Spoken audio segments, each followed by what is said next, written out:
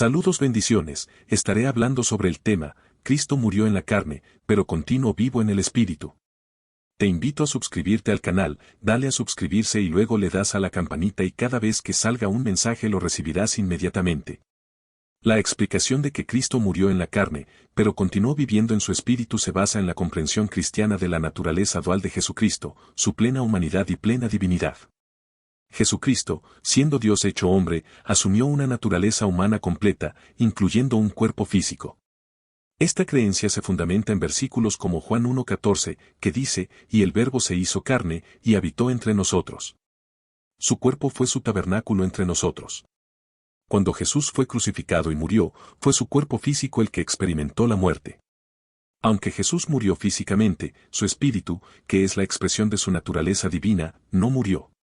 Se sostiene que la divinidad de Jesús no puede morir porque Dios es eterno e inmortal. En 1 de Pedro 3:18 explica, porque también Cristo padeció una sola vez por los pecados, el justo por los injustos, para llevarnos a Dios, siendo a la verdad muerto en la carne, pero vivificado en espíritu.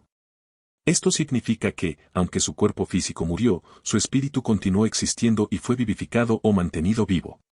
Jesús es el Verbo, Logos, de Dios, según Juan 1:1. En el principio era el Verbo, y el Verbo era con Dios, y el Verbo era Dios. El Verbo es eterno y divino, y aunque Jesús experimentó la muerte en su cuerpo humano, su esencia divina como el Verbo continuó existiendo. Los seres espirituales no pueden morir según Lucas 20:36. Jesús dijo: erráis, ignorando las Escrituras y el poder de Dios. Se cree que Dios resucitó a Jesús, uniendo nuevamente su cuerpo y espíritu glorificados, lo que venció definitivamente la muerte, Mateo 28:5 y 6. Hebreos 10:5 dice: por lo cual, entrando en el mundo dice, sacrificio y ofrenda no quisiste, mas me preparaste cuerpo. Este versículo, atribuido a Jesús, se interpreta en el contexto de la encarnación, el evento en el cual el Verbo, Logos, de Dios tomó un cuerpo humano para cumplir la voluntad de Dios. La referencia a me preparaste cuerpo sugiere que Dios, en su plan de redención, preparó un cuerpo humano para que el Hijo pudiera habitar y así cumplir el propósito divino de salvación. El versículo sugiere que Dios preparó un cuerpo humano para que el Hijo, el Verbo, pudiera encarnarse, donde el Verbo se hace carne. El cuerpo preparado es esencialmente el cuerpo humano de Jesús, que permitió que el Hijo de Dios experimentara la vida humana completa, incluyendo el sufrimiento y la muerte, para ofrecerse como sacrificio por los pecados de la humanidad. La frase entrando en el mundo se refiere a la venida de Cristo al mundo a través de su nacimiento como ser humano.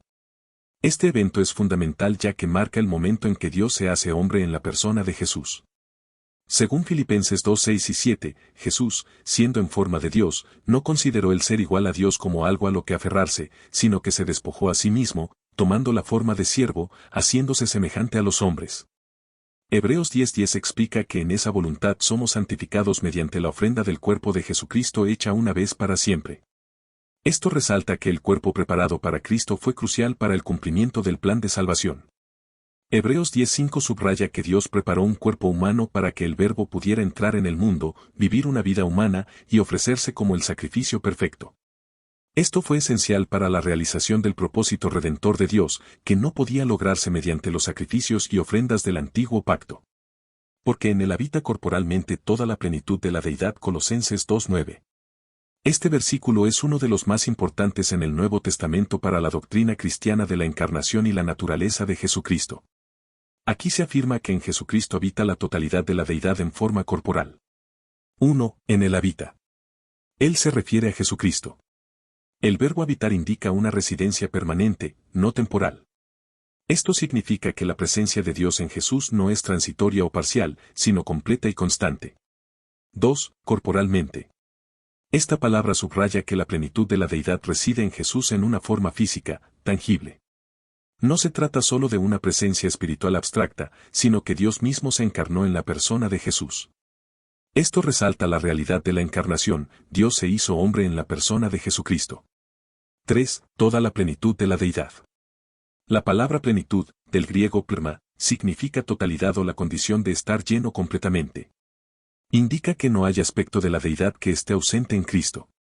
Deidad, del griego theos, se refiere a la naturaleza y esencia divina. En Jesús reside toda la naturaleza y esencia de Dios. Este versículo reafirma la doctrina de que Jesucristo es plenamente Dios y plenamente hombre. En Jesús no hay una parte de Dios que esté ausente. Él es completamente divino y completamente humano al mismo tiempo. La unión de la plena deidad con la humanidad en Cristo asegura que Él es el mediador perfecto entre Dios y los seres humanos. Primera de Timoteo 2:5. Colosenses 2:9 afirma que en Jesucristo habita corporalmente toda la plenitud de la deidad, subrayando su completa divinidad y humanidad y reforzando su papel central y suficiente en la fe y salvación cristianas. Los ángeles pueden tomar forma humana para cumplir ciertas misiones, pero esto no es lo mismo que la encarnación de Jesucristo. La encarnación, en el sentido de asumir permanentemente una naturaleza humana, es exclusiva de Jesús, quien es tanto plenamente Dios como plenamente hombre.